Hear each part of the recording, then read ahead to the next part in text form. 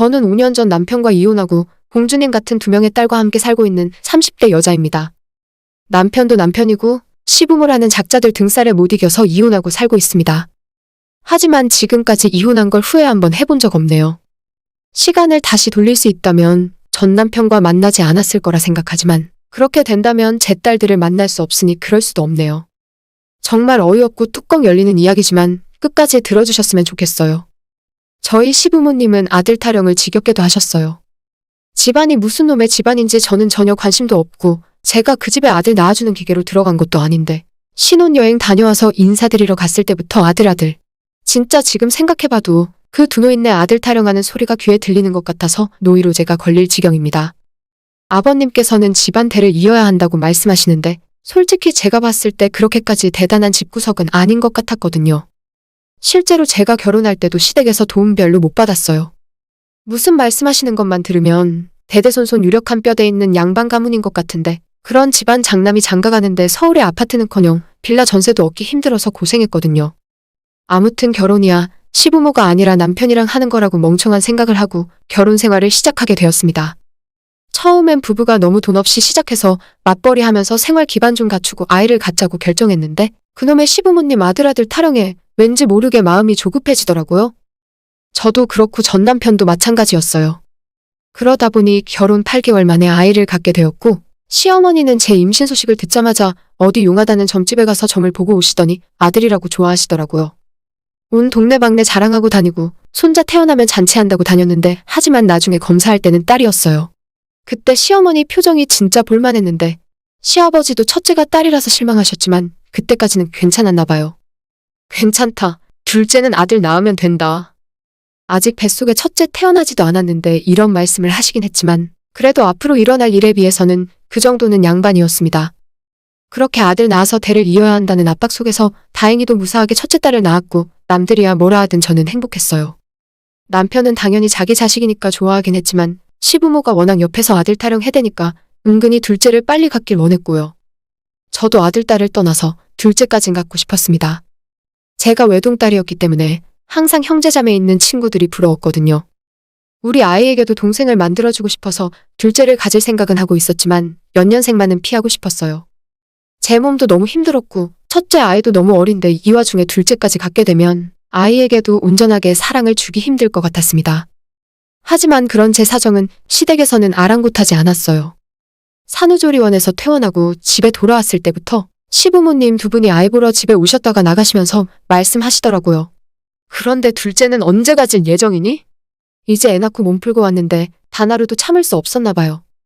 그 당시에는 저도 참 미련하고 멍청한 게 그냥 손자를 너무 보고 싶으셔서 아쉬워서 그러신 건가 보다 생각하고 아무런 심각함을 모르고 있었어요. 결국엔 첫째 딸 첫돌이 지나기 전에 둘째를 갖게 되면서 시부모님 소원을 이뤄드렸죠. 당연히 이번에도 저희 시어머니는 점집에 가서 아들인지 딸인지 점을 보고 오셨고 이번에야말로 아들이라면서 또 오지랖을 떨고 다니셨어요. 오죽하면 제가 임신했다는 말씀 듣고 놀라서 찾아오신 우리 친정엄마 앞에서도 이번엔 아들일 거라고 입방정을 떨어대는 바람에 엄마도 학을 떼시더라고요. 그리고 아시다시피 둘째도 딸이었어요. 아버님은 딸이라는 말씀을 전해 듣고 얼마나 기분이 상하셨는지 둘째 낳을 때까지 우리 집에 찾아오지도 않았습니다. 시어머니는 그 초상집 분위기 와중에서도 셋째 이야기를 하고 계셨고요. 저는 제가 뭘 잘못했는지도 모르고 집안 분위기가 안 좋으니까 제가 죄인이 된 것처럼 항상 기죽어 살았어요. 결혼 전까지 그리고 첫째 딸을 낳을 때까지 아들, 딸 아무 상관없이 둘만 낳자고 생각했는데 막상 시부모님 분위기가 너무 심각하니까 그때는 제가 집안에 큰 잘못한 줄로 알았죠. 그리고 시간이 지나 병원에서 둘째를 낳았고 가족들의 축하를 받아야 하는데 저는 왠지 모르게 시부모님과 남편 눈치를 살피고 있더라고요. 병원에 손녀딸 보러 오신 시부모님 얼굴에도 웃음기 하나 없으시고 어쩜 저럴 수 있나 싶을 정도였어요. 시부모님들 표정이 너무 안 좋으니까 괜히 우리 부모님까지 얼굴 굳어 있었고 아이가 태어났는데 아무도 웃지 않는 이상한 광경이었습니다. 나중에 양쪽 부모님들 다 집으로 돌아가시고 남편이랑 둘이 병원에 있었는데 시부모님이랑 남편 전화통화하는 걸 옆에서 듣고 있었어요. 남편이 이제 산후조리원 들어갈 거라는 이야기를 했더니 전화기 너머에 있던 시아버지가 큰 소리로 역정을 내시면서 딸 낳은 게 뭐가 대단한 일이라고 산후조리원에 돈을 또 쓰려고 해? 라고 말씀하시더라고요. 옆에서 듣고 있었는데 마음이 철렁 내려앉았고 눈에서 눈물이 나더라고요. 남편이 적당히 제 편 들어가면서 황급히 전화 통화를 끊었지만 그때 받은 마음의 상처가 아직도 남아있을 정도로 큰 일이었습니다. 하지만 저는 그런 일을 당하면서도 큰 소리 한 번 못 칠 정도로 기가 죽어 있었어요. 회사 다니며 제가 돈 벌고 있을 때는 누가 싫은 소리 하면 바로 받아칠 수 있었는데 거의 3년 가까운 시간을 집에서 아이 보면서 살고 시부모님에게 죄인이라도 된 것처럼 눈치 보면서 살다 보니 기가 팍 죽어서 아무런 대꾸도 못하고 있었어요. 요즘 한참 TV를 보면 나오는 가스라이팅이라고 하는 걸 당하고 있었나 봅니다. 시부모님 연락받으면 허구한 날 아들 못 낳는다고 잔소리 들으니까 세상 사는 것도 다 싫어지고 둘도 없는 금쪽 같은 내 딸들에게도 미워하는 마음이 들더라고요. 진짜 못난 생각이고 지금은 절대로 그런 생각하지 않지만 정말 심했을 때는 우리 딸아이들 보면서 아들로 태어났으면 얼마나 좋았을까 하는 끔찍한 생각도 하는 날이 있었어요. 남편은 둘째 딸이 태어나고 나서부터 뭔가 저와는 서먹해지고 집안에서 대화도 예전처럼 많이 나누지 않았습니다. 시부모님들도 어느 순간부터 제게 연락을 하지 않았고 구박받는 일도 없었어요. 그냥 집에서 아이들 키우면서 조용히 없는 사람처럼 지냈습니다. 그렇게 살고 있었는데 어느 날 문제의 전화를 받게 되었어요. 남편 회사 부하 직원이라고 자기를 소개한 여자가 저를 한번 만나자고 하더라고요. 설마 하면서 만나러 나갔는데 역시나 제 예상이 맞았습니다. 회식 자리에서 술 마시고 남편과 사고쳤는데 임신이래요. 그때가 이미 임신 5개월이 지난 상황이었고 아들이라고 제게 말하더군요. 너무 화가 나고 황당해서 남편에게도 바로 울고불고 난리치고 시댁에 가서 시어머니 붙들고 난리쳤는데 이미 저 빼고 모든 시댁 식구가 알고 있었어요.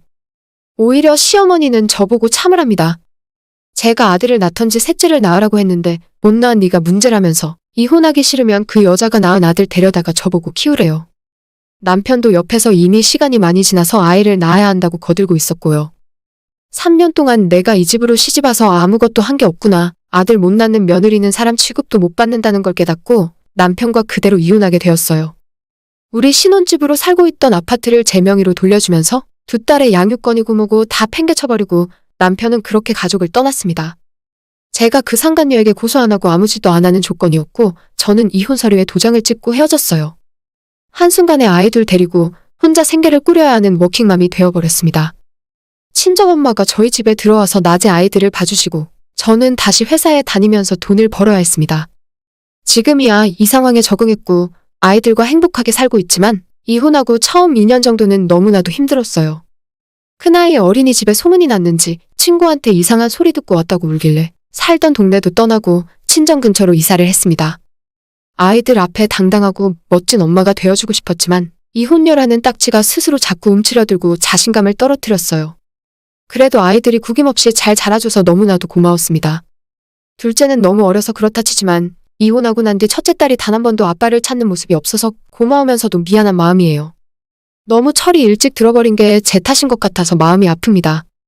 아무튼 아이들이랑 그렇게 남편과 시댁의 존재를 잊고 5년 동안 행복하게 살았어요.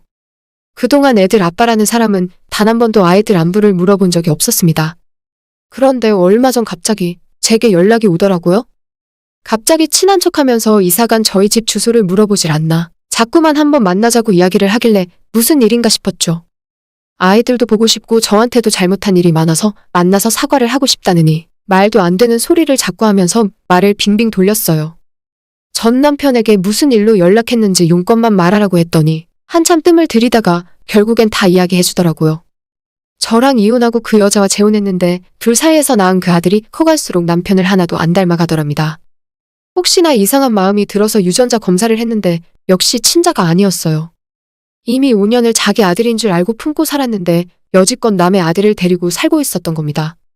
자기 부모님들도 다들 뒷목 잡고 쓰러지다시피 하시고 결국 그 여자와는 올 초에 이혼했대요. 처음부터 그 여자 마음에 안 들었고 자기 애라고 하니까 책임감에 그만 잘못된 판단을 한 거라면서 그 뒤로 계속 후회하고 저와 딸 생각을 하고 있었답니다. 다시 한 번만 자기한테 기회를 달라는 소리를 하는데 그 이야기를 듣고 있는 제가 너무 짜증이 나고 역겨웠습니다.